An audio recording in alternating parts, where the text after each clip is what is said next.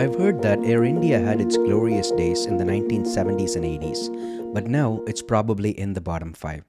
I decided to experience this myself and booked a business class ticket from Sydney to New Delhi, a 13-hour flight.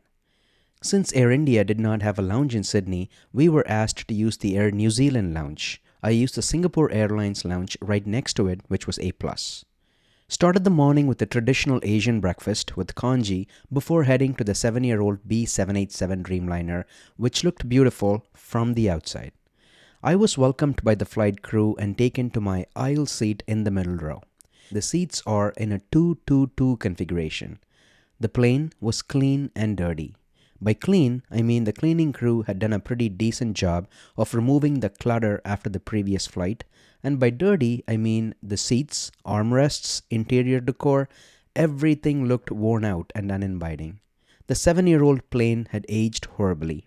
I don't know if it's the cabin design, or color, or lack of consistent upkeep. The plane really looked like it was beaten up. You don't get the premium feel that you get in a Middle Eastern airline when you step into the business cabin. A non-alcoholic welcome drink with hot and cold towels were served. The flight was delayed by 20 minutes, and without announcements or introductions or welcome message from the pilots, we took off into the Australian skies. After takeoff, the drinks trolley was brought out, which actually was pretty cool. I asked if they had any champagne, and it looked like they were thrown off guard. One of them replied, we have Chardonnay. And after a few moments, a second flight attendant went inside and brought out a bottle of L'Homme Perrier. There was no onboard menu, and the crew came around asking if we wanted vegetarian food or non-vegetarian food. The Australian guy sitting next to me could not understand what the crew was asking, and I ended up translating for him. Lunch was served. The salad looked fresh but was very incoherent. A couple of leaves with 2 mozzarella balls, 2 grape tomatoes, a baby corn, and 3 olives and dressing on the side.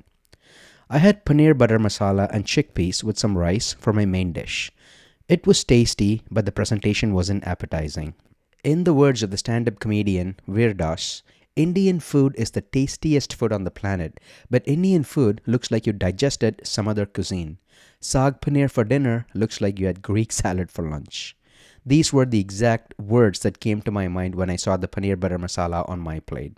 The next meal was served in another 5 hours, which was odd considering we had another 7 more hours to go. The crew definitely were attentive in refilling glasses and attending to everyone's needs. The seat was comfortable and the bedding was clean.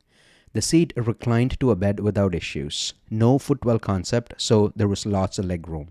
The in-flight entertainment had a decent selection of movies, Hollywood classics, Bollywood, and all other Indian languages, and a pretty decent responsive touchscreen. All you've heard from me so far are the not-so-good things about Air India. Why do I still think this flight was great? First of all, before even deciding to fly Air India, I watched a few review videos on YouTube, read some blogs on Air India business class experience, and I didn't find one single video or article that said the experience was great. There were some words that were used consistently across all these videos and blogs to describe the experience, and they were dirty, hygiene issues, crew has an attitude, seat and in-flight entertainment were not working. So I had pretty low expectations when I boarded the flight. I am going to play devil's advocate here, and let me first explain why I thought Air India did a decent job. The flight attendants were the real gems of the flight. While I was waiting for boarding, I took a look around me and I could tell about 80% were Indians, and a lot of them were elderly parents, probably returning home after visiting their kids in Sydney, who also probably didn't care much about what kind of premium champagne they served on board. In fact, a lot of them didn't even ask for an alcoholic drink. The flight attendants were very kind and treated everyone with utmost empathy. In fact, sometimes kneeling down in front of them to ask what they wanted, answering any questions they had, and catering to all their needs. If my parents were on that flight, that's exactly what I would want for them. During the entire flight, I never once had to call anyone to refill my glasses because they were very proactive. They were extremely attentive in tending to everyone's needs in the business class cabin. I was completely prepared to kill 13 hours on my iPad in case the in-flight entertainment and the live flat bled didn't work, but they both were flawless. I mean, they had flaws, not in a major way.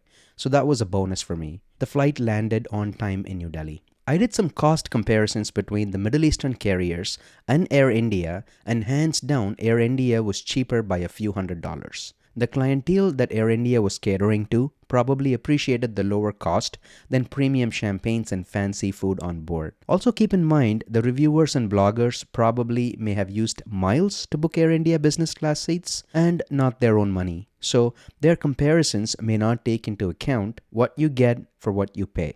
But in their defense, a miles ticket on Air India business class costs as much as, or even sometimes more than, a miles ticket on Lufthansa. So it's natural for them to compare a Lufthansa first class experience to an Air India first class experience.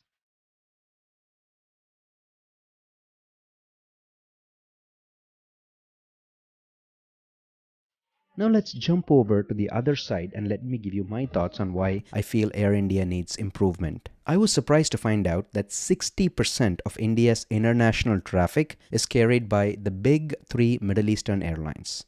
Indian passengers flying to Europe or the US prefer to fly Emirates, Qatar Airways, or Etihad. Keep in mind, these have been ranked as the best airlines, not just in the Middle East, but in the whole world. Their hard product is superior, everything inside the plane screams premium, and they have a strong reputation for providing great in-flight service. Apparently, in the 1970s and the 80s, Air India's standards of service was considered to be one of the best. Jitendra Bhargava, the author of The Descent of Air India, says, film stars, industrialists, and the top brass of corporate world preferred to fly Air India because of the care that distinguished its in-flight experience, especially in the first and business classes. Air India sacrificed premium seats in the Boeing 747-200 to create an exclusive lounge for its first-class customers. But today, the first class is almost non-existent. Air India's current product offerings are below industry standards. You might have heard in the news that Air India recently became privatized and has placed orders for 470 planes from Boeing and Airbus for about $80 billion.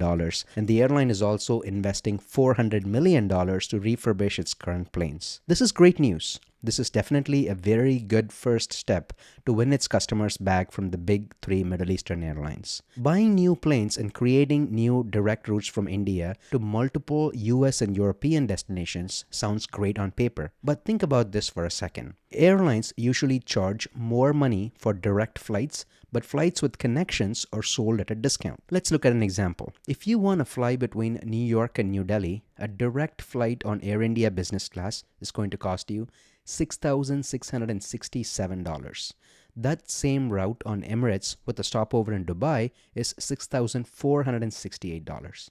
Now, as a customer, this is what is going through my head. Number one, Emirates aircraft is superior, clean, and comfortable than Air India. Number two, food and alcohol offerings are superior in Emirates than Air India. Number three, in-flight service is exceptional in Emirates than Air India. Number four, I can also get off the plane in Dubai, stretch my legs, and enjoy the amazing airline lounges in Dubai. And number five, above all, the cost of the ticket in Emirates is cheaper than Air India. So now, it's a no-brainer for me to fly Emirates over Air India. So if Air India is going to introduce direct flights at a higher cost, they better be not just equal to Emirates, but a step above. Air India should work towards not only meeting industry standards, but to exceed standards that are set by their competitors, in this case, the world-class Middle Eastern airlines, to be able to win their customers back. In my in-flight experience from Sydney to Delhi, the flight crew did an amazing job catering to the current clientele with what they had. But that is not enough to attract the other 60%, the majority that are choosing other airlines. People like good, consistent, personalized service. The service has to be exceptional, not 75%, 90%, but 100% of the time. It's not enough if Air India just buys new airplanes. Apart from improving a billion other operational things like network optimization, scheduling softwares, pilots, ground operations, websites, etc., Air India should focus on the first thing that impacts and influences customers, which is in-flight customer service, premium inviting cabins, quality catering, good cleaning procedures and upkeep procedures, better crew education to cater to international passengers. I'm sure in a country of 1 billion people, we can find someone to help create better food presentations for Indian food that make them look appetizing. These are the things that market themselves and bring customers back. I think the Tata takeover of Air India is a good thing and hopefully make Air India great again. Only time will tell. Thanks for watching.